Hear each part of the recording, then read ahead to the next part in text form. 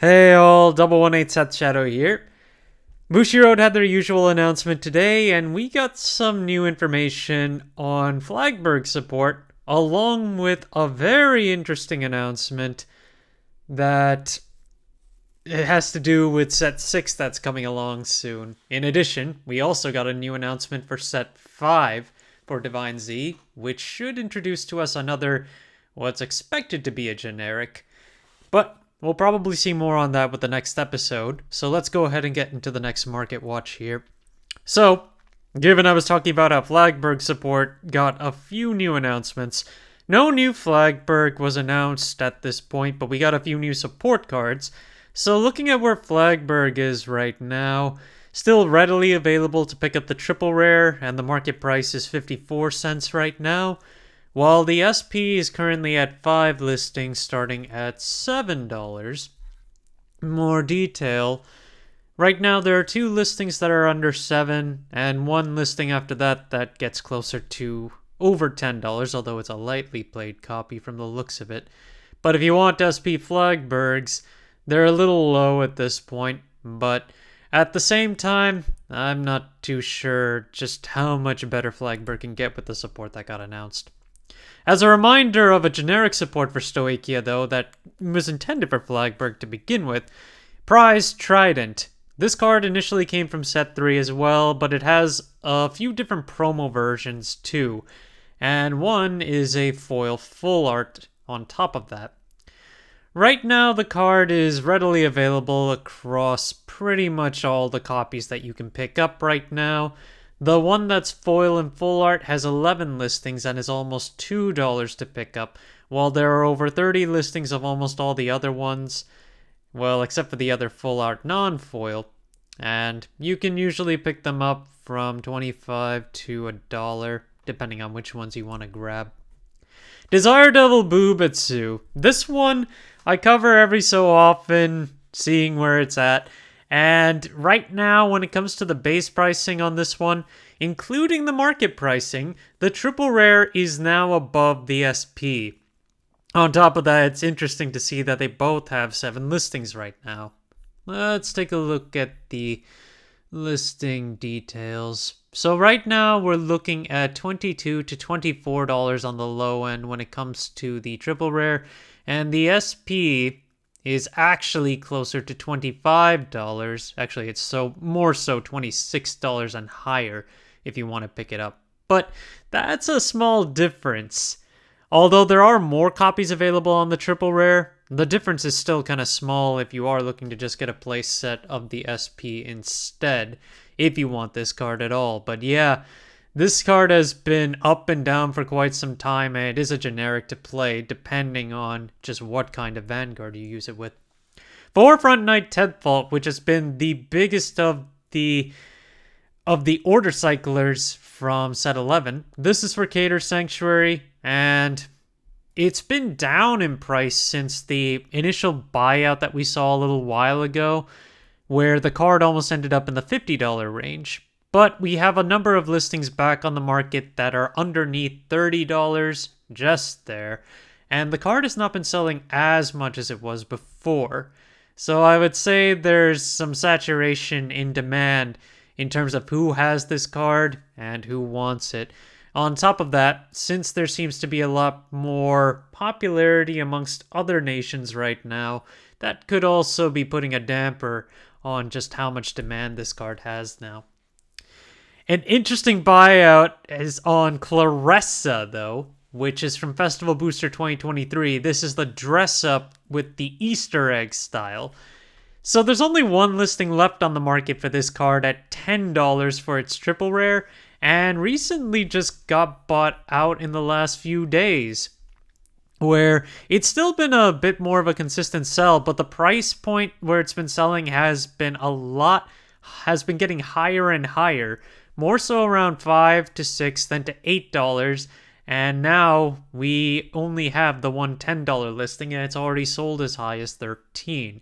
So, for you Clarisa fans out there, if you were waiting on this, you'll have to wait a little longer or pick this one up at this point, because from the looks of it, This is in Festival 2023, and I'm not sure if Clarisa is going to get any new reprints, so I'm not sure what to say about this one, but I'd say it's more fan favorite sort of demand there. There were some new announcements when it comes to restrictions on Shiranui and Shoujo Doji in the Japanese format, where now you can only play one copy of Furai in Shiranui, as well as one copy of Izasao in Shoujo Doji. Now, they didn't specifically note those restrictions for the specific decks, they just outright made it so that you can only play one of each card in a deck no matter what. But in any case, just taking a look at where the Shiranui deck is, I covered Izasao in my last Market Watch. I didn't expect that restriction to come into play, but the deck is still really expensive to pick up at this point. It's $170 for the base deck set. There's only one listing on the premium one at $500 right now. If you want to pick up Utsuroi, which is the perfect guard, they're at $15 base price, regardless of whether you go for the regular or the foil. And otherwise, everything is still pretty much the same in terms of where the pricing has been at. One notable point, though, is that Stealth Dragon Madowazu is bought out, and now there's only a copy for $7. This is just a vanilla critical trigger, but it does have stealth in its name, so also has some extra playability with Shoujo Doji. The other thing I wanted to talk about was the additional reveal for Messiah and for Chrono Jet, where we got the announcement that we're getting actual strides in set 6 for Divines, where we're also getting the glitter support. And they're going to be for Chrono Jet and for Messiah. So looking at where the deck sets are at here, starting with Messiah, a Sleep Messiah, which is the grade 1 to play in the ride line, is just above $30. And then the deck sets in the $60 range, while the premium deck set is starting at $100. And when it comes to almost everything else, it's not difficult to pick up most of the other cards. Arrestor Messiah, which is a key component of Messiah in general, is still around $1 to pick up. And if you wanted to get the full SP artworks for some of the cards like Amnesty or Exilus, those are cheap as well if you're intending to pick up the singles. Chrono Jet, on the other hand, is still more expensive than Messiah is, where the base deck set's $100, and the premium deck set is starting at around $210. Mazer Gear Dragon is $55 at its base price, and thanks to Harry, Upstream Dragon is still more expensive and low on quantity in comparison to most of the other cards that are available. And depending on what Chronos Command can do, we might even see an even higher buyout on this front. I mean, I would definitely anticipate a higher buyout on the Chrono Jet deck due to its higher flexibility, but again, it does depend on Chronos Command. As for Messiah, I don't have that much faith in it, given the general playstyle of Lock for Messiah has been watered down so much to the point that I just don't think Transelse, which is the stride we got confirmed, can save it unless it's a really interesting effect. Footprints Marking Passage of Time, that's the promo card that's intended for Chrono Jet right now. Just looking at where it's at, under 10 listings for both the regular and the foil right now. And in terms of pricing, $8 to pick up the non-foil and almost $10 to pick up the foil right now. And then there's also Gear Goat Apture Leaping, which is a promo card that we got with DivineZ Set 2 as part of the promo campaign. The foil version is down to 6 listings right now, starting from $1.90, but there are plenty of copies on the non-foil that are available for around $1.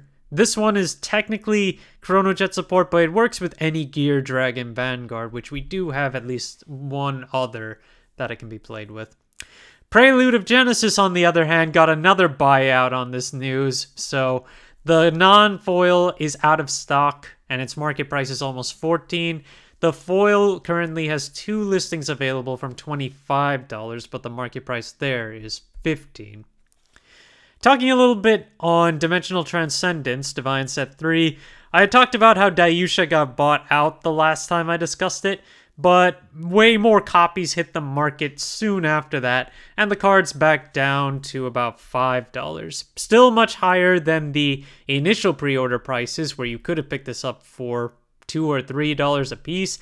So it's still not a bad price at all for a really strong boss unit. And then you've got Arite, which had been a more solid $5 when the card first came out with Set 3, but the price of this one has been dropping off a bit, despite the fact that it's been seeing a decent amount of tops, too. Right now, you can pick it up for... It's consolidated just above $3, and so much cheaper to pick up. Ultimately, Arite is a decent deck to get into, and definitely not too expensive now. Aversive Shadow Dreamblade. This is a common card from DivineZ Set 1 that I covered a long time ago. This is the Blitz order that allows you to play additional Blitz orders after playing this one, where this was one of the bigger commons to pick up initially, and it's still a little bit higher in comparison to a lot of the other commons you can pick up in this set. 22 listings overall, but the market price is actually around 40 cents. And consolidation-wise, there are a number of them in the 30-cent range, but they get closer and closer to 50 cents when it comes to where the quantities are really moving. And our last card for today is a Kiyoka support card in Search of Limited Sweets Mildred. In particular, I wanted to call out the FR for only having 3 listings available right now, starting from $1. And then the double rare that's available from Set 4, that's still readily available from 10 cents, and the market price there is 27 cents and 42 listings. So the buyout risk there is really low. But I will note that when it comes to the 3 listings that are on the FR, that dollar is apparently a lightly played copy with a $5 shipping tag. So the FR has moved up closer to $5 overall, even though the market price is under 2. Thank you guys for watching. If you liked the video, please like and subscribe if you haven't already, and I will see you guys later.